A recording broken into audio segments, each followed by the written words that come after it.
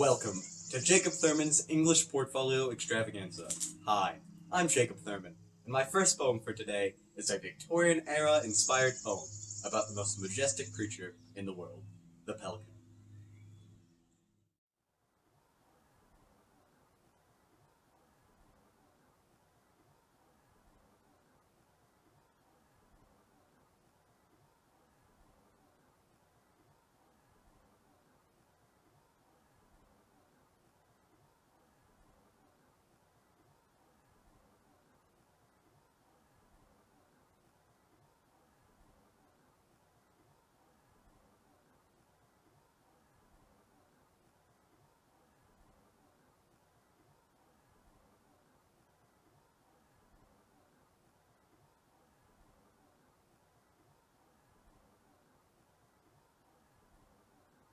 So, why'd you take me out to the middle of these woods? Oh, the pelican, so smoothly doth he crest.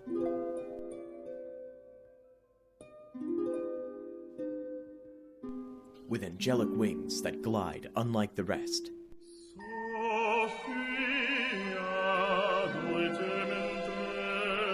Whose gullet swoops down from the heavens above.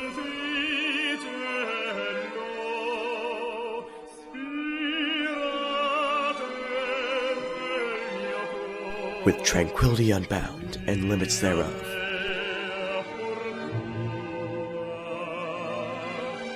Whose gizzard holds that of shrimp and cod.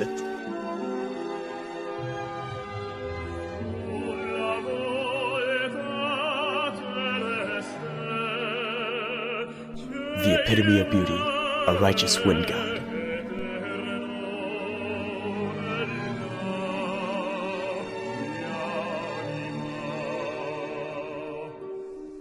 Sent to us now by that of peril and strife.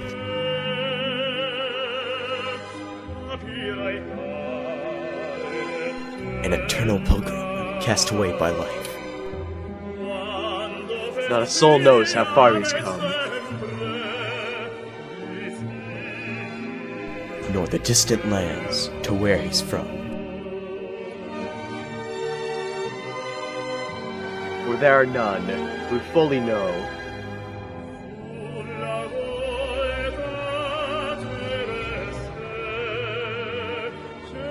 this peaceful pelican's greatest foe.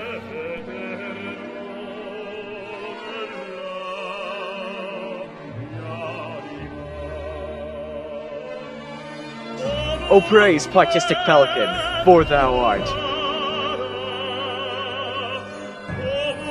The purest of soul and gentlest of heart.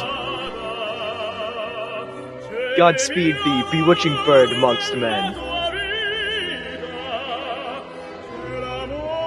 Whose cosmic presence surpasses that of dove and hen.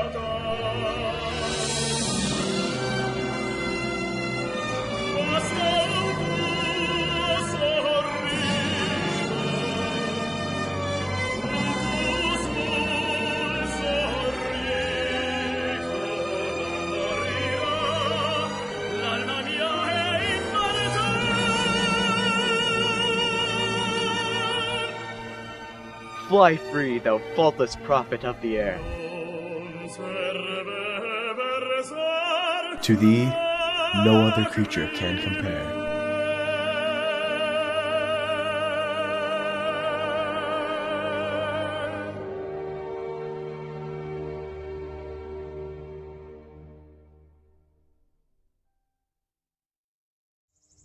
Wow, that was beautiful. My next poem is a romantic-era inspired poem about isolation. Diving down into the deep dark sea, it's hard to tell when we'll be free. The bright surface became a distant glare. It's hard to tell when we can go up for air. The sea is rough, but one thing is known. In the depths, we're not alone. Although we cannot see the shore, someday the waves will be a distant roar. But for now we are lost at sea, waiting to return to what life used to be. Wow, that one was a lot more serious. It even started to rain lightly. Now, to lighten the mood, here's my Canterbury Tale. A knight there was, a fearsome foe, renowned around for his work down below.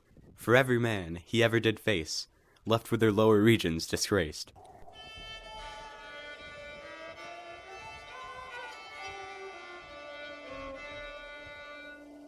As his admirable actions brought him fame, across the land he earned a name so striking I dare not say it again, the great and noble Joe, despair of men.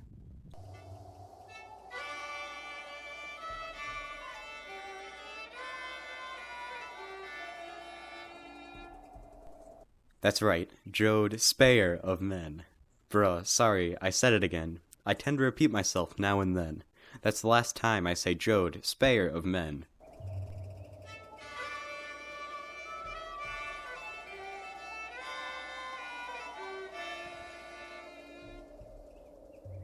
But even with prestige, though resolute, I found myself quite destitute.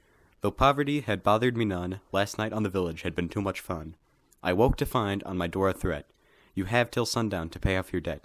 So with the day new and skies sunny, I set off valiantly in search of cash money.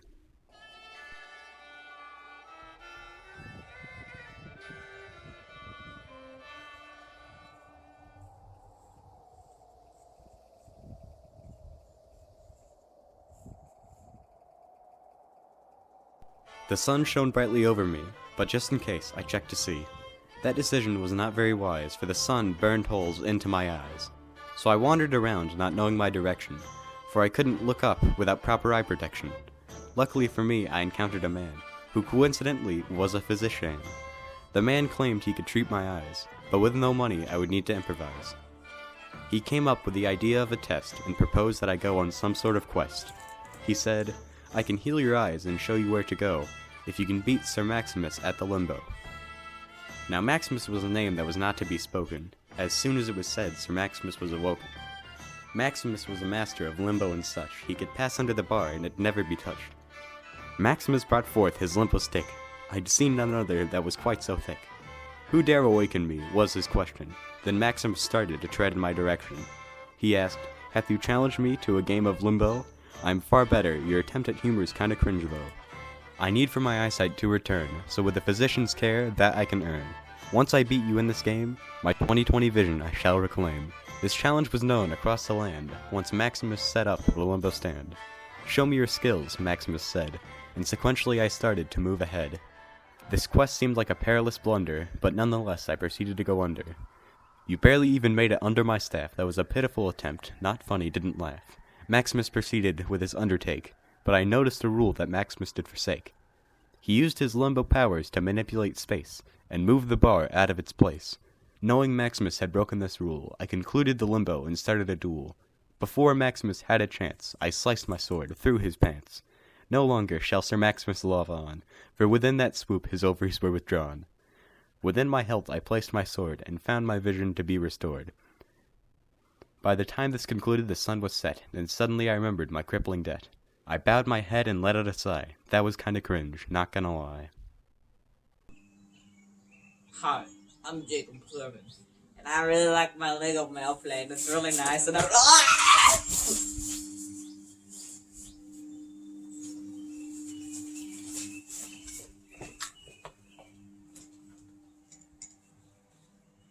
Sorry about that. Now, for 3 haikus. This is my haiku called This Haiku. Unbelievable post-revolutionary phraseology. My next haiku is called This Haiku, the Sequel. First, 5 syllables. Second, 7 syllables. Then, 5 syllables. My third haiku is called This Haiku as well. Pentasyllabic is pentasyllabical. That is not a word. Thank you, Jacob.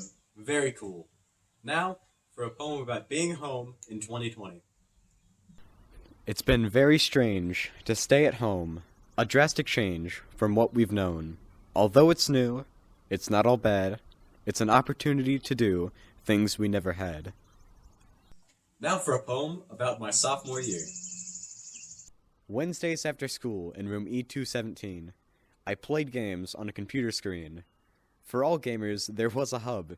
That we knew as the Westine Club. We had new activities every week, and have continued it for a 2-year streak. No one went back to their house, because Westine Club was meeting with Mr. Krause. We whip-nay-nayed and drank cranberry Sprite, and made announcements about Ninja Fortnite. There were epic gaming moments that made everyone cheer, and I'm glad we'll get to do it again next year. Wow, that was epic. Now, for a miscellaneous poem inspired by an episode of The Simpsons. I turned to see the oven engrossed in a hoopla of smoke surrounding my roast. It's ruined, I cried. I would need to improvise. I could purchase fast food as homemade in disguise. Delightfully devilish, I thought, then heard the door hinge squeak. The superintendent entered the kitchen to peek. The disturbance in the oven was what drove him to ask, "What's happening in your stove?" I was going to be fired, was how it seemed, so I had to convince him it was clams that were steamed. I returned from the kitchen with hamburgers on a plate. The luncheon was saved, but then he said wait. I thought we were having steamed clams to intake. Did I say steamed clams? I meant steamed hams, my mistake. You call hamburgers steamed hams? He said, holding his fork. It's a regional dialect, I said, upstate New York. I'm from Utica, and I've never heard that phrase. It's an Albany expression, I said, while my kitchen was ablaze. The luncheon continued, although he wasn't very thrilled, because I called them steamed hams despite the fact they were grilled. I returned to the kitchen. The door opened with a flare, causing the superintendent to ask what's happening in there. I had no time to think. The fire was burning down the palace, so I told the superintendent Aurora Borealis. Aurora Borealis, he asked, at this time of year? In this part of the country, localized in here?